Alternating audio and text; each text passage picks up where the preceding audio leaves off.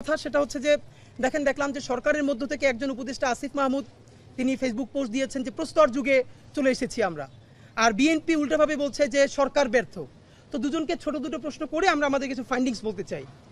সরকার বলছে বা সরকারের একজন উপদেষ্টা, মানে এটা সরকারেরই ভয়েস নিশ্চয়ই, যে প্রস্তর যুগে এসছে। তো এই যে জুলাইয়ের পরে আদিম অসভ্যতায় ফিরে যাওয়া আপনি যেটাকে বলেছেন, তাহলে গত এক বছর আপনারা তো বাংলাদেশের ইতিহাসে সব থেকে সুশীল, সভ্য, মডেস্ট সরকার আপনারা। তো এই সুশীল এনজিওবাদী সরকার থাকা অবস্থায় বাংলাদেশ কিভাবে প্রস্তর যুগে ফিরে গেল? এই প্রস্তর যুগে যাতে ফিরে যেতে না পারে এই জন্য গত একটা বছর আপনারা কি ছিঁড়েছেন? এই ছেঁড়া জিনিসটার নাম বলেন। পুলিশে কয়জন নতুন পুলিশ নিয়োগ দিয়েছেন? একটা শুধু কনস্টেবল নিয়োগ হয়েছে ছোট করে, অথচ এই রাষ্ট্র পুনর্গঠনের জন্য সব থেকে বড় আমাদের দরকার ছিল পুলিশ। হাজারবার বলেছি আপনারা কমপক্ষে 50,000 পুলিশ নিয়োগ করেন। এই 50,000 পুলিশ যদি একটা টাকা ঘুষ না দিয়ে চাকরি নিতে পারে তাহলে তার কোনো দায় নাই যে ঘুষ খেয়ে তারপরে যেই টাকা দিয়ে চাকরি নিছে সেই টাকা ফেরত দিতে হবে। আপনি 50,000 তো দূরের কথা, আপনি কয়জন পুলিশ নিয়োগ দিচ্ছেন? আপনি নিয়োগ দিতে পারেন নাই। নাম্বার 2, আর্মির ক্ষেত্রে যেই অবস্থায় আর্মি তার ক্ষমতা আছে, মানে যে কাউকে বিচারিক ক্ষমতা দেওয়া আছে, আর্মির বিচারিক ক্ষমতা থাকা অবস্থায় কি করে এরকম ঘটতে পারে? আজকে ঢাকা শহরের মধ্যে এরকম একটা ঘটনা, এই জন্য আমরা বলছি। আপনারা কি জানেন বাংলাদেশের প্রত্যেকটা ইউনিয়নে, উপজেলায়, জেলায় এরকম প্রতি ঘটনা প্রতিদিন কত ঘটছে? ঢাকার সাংবাদিকতা আর উপজেলা, মফস্বল জেলার সাংবাদিকতা এক না। কারণ আপনারা জানেন বাংলাদেশের কোনো মিডিয়ার সেই ক্যাপাসিটি নাই তাদের উপজেলা প্রতিনিধি, তাদের জেলা প্রতিনিধিকে বিরাট করে স্যালারি দিয়ে ইন্ডিপেন্ডেন্ট আকারে তাদেরকে রাখবে। তারা ওখানে কেউ একটা ব্যবসা করে, কেউ একটা দোকান করে, তার সাথে ওই পলিটিক্যাল এঙ্গেজমেন্টের মধ্যে থাকতে হয়। তো এমন কোনো ঘটনা নাই যেটা সে তার হাউসে পাঠালে নিউজ করতে পারবে, কারণ পরের দিনই তার বাড়িতে আক্রমণ হবে, সাংবাদিকতা দূরের কথা এলাকায়ও থাকতে পারবে না। বাংলাদেশের ইউনিয়ন থেকে শুরু করে, গ্রাম থেকে শুরু করে, উপজেলা, জেলা, ভয়াবহ অবস্থা। তো আমি সরকারকে বলতে চাই যে আপনারা এই যে এখন এইটাকে বিএনপির কি দায় সেটা আমরা বলবো, অন্যান্য রাজনৈতিক দলের কি দায়, কিন্তু আপনি যে রাষ্ট্রে খুব সচেতনভাবে একটা কেওয়াস তৈরি হতে দিতে পারছেন যাতে আগামীতে একটা আধা সুশীল সরকার, আধা রাজনৈতিক আধা সুশীল সরকার যাতে থাকে, যাতে পলিটিক্যাল পার্টিসগুলোর উপরে মানুষের মন মেজাজ খারাপ হয়ে যায়, এইটাকে আপনি সচেতনভাবে করছেন না। না করলে এজেন্সি কোথায়? বাংলাদেশে উপরে আল্লাহ, সারা পৃথিবীর যারা ধর্ম বিশ্বাস করে যে একটা গাছের পাতা নড়লেও সে জানে, আর রাষ্ট্রের মধ্যে এজেন্সি জানে দুনিয়ার সব। এইখানে ভয়াবহ হত্যাকাণ্ড ঘটলো, শুধু ঘটে নাই, নিপুণভাবে তার ভিডিও করা হলো। তাহলে এইটা এজেন্সি কিছু জানে না? এর মানে আমরা কেউ যদি নাও জানি তাহলে তো রাষ্ট্র জানে। রাষ্ট্রকে কেন সেইটা গ্রেপ্তার করতে 3 দিন সময় লাগলো? কেন মিডিয়ায়, এবং আরো ভয়াবহ ব্যাপার হলো মিডিয়ায় খেয়াল করেন কিভাবে ব্ল্যাক আউট হয়ে যায় সবকিছু।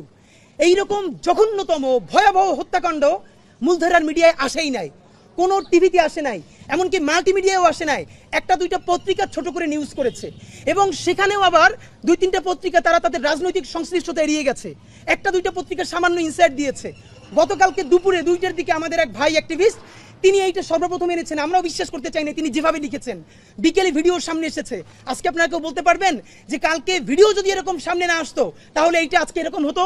তারপরেও মিডিয়াটাকে সেন্সরশিপ করেছে। মিডিয়ায় আসার পরও দেখবেন গতকালকে সারা বাংলাদেশে রাতে যে স্বতঃস্ফূর্ত প্রতিবাদ হয়েছে, অধিকাংশ মিডিয়া সেটা লাইভে যায় নাই, তারা রেকর্ড রেখেছে, বলেছে পরে করবে। এখন কেন?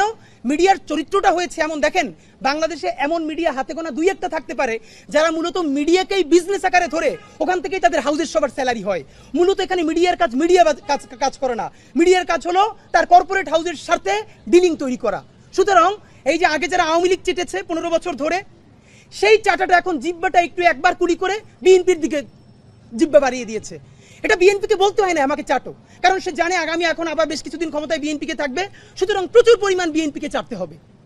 আপনারা নইলে আপনারা বলেন কোন নৈতিকতার দায়ে আপনারা, আমি 3 থেকে 4টা মিডিয়া হাউসের ভাইদের সাথে ইনফরমালি কথা বলে বোঝার চেষ্টা করেছি যে ভাই সত্য করে বলেন আপনারা কি এটা জানতেন না? ওনারা সঠিক উত্তর দিতে পারেন না। এর মানে হলো ওনারা জানতেন কিন্তু ওনারা এত বড় ঝামেলায় যেতে চান নাই। তো এই যে সেন্সরশিপ, এর মানে মিডিয়া, আজকে একটা প্রশ্ন করি, ঢাকার মধ্যে প্রকাশ্য দিবালোকে পাথর মেরে মানুষকে হত্যা করা যায় এবং মিডিয়া দিয়ে সেটা ধামাচাপা দেওয়া যায়, তাহলে নির্বাচনের সময় সারা বাংলাদেশে হাজার হাজার কেন্দ্রে কত পাথর মারা হবে, কত গুলি করা হবে, তখন যে মিডিয়া কি করবে তা আমাদের বুঝ হয়ে গেছে।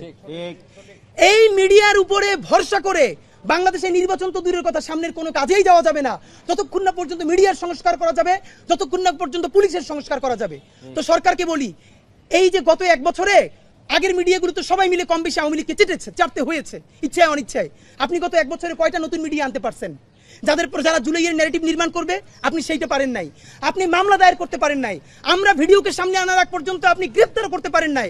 আপনি আবার সরকারের তরফ থেকে বলছেন কি যে প্রস্তর যুগে, এই প্রস্তর যুগটা আপনারা করছেন যাতে এখানে অ্যাপলিটিক্যাল সিচুয়েশন তৈরি হয় এবং এদেশে একটা আধা কাঁচরা আধা সুশীল এনজিওবাদী সরকার টিকে থাকে। আর এই এনজিওবাদী সরকার টিকিয়ে রাখার একমাত্র বড় কারণ হতে পারে মানুষ আগামী 1 বছর পর এই অবস্থা দেখে আওয়ামী লীগকে ফিরিয়ে আনার জন্য গণ আন্দোলন করবে। আমি আপনাদেরকে বলে রাখি, যদি আওয়ামী লীগ কোনোদিন এই গণহত্যাকারীরা দেশে ফিরে আসতে চায় বা আসার কোনো অবস্থাও তৈরি হয়, তার দুইটা দায় সমানকে দুইজনকে নিতে হবে। রাজনৈতিক দল হিসেবে সবার আগে তার দায় নিতে হবে বিএনপিকে। বিএনপির এই ব্লান্ডারের কারণে এই দেশে আওয়ামী লীগ আসার পরিস্থিতি তৈরি হবে। আর দ্বিতীয়ত এই সুশীল এনজিওবাদী সরকার যে না পুলিশ সংস্কার করে, সে না পুলিশ নিয়োগ দেয়, না গ্রেপ্তার করে, না সে রুল করে, না সে কুইট করে, সে কিচ্ছু করে না, সে শুধু ফেসবুকে পোস্ট দেয়।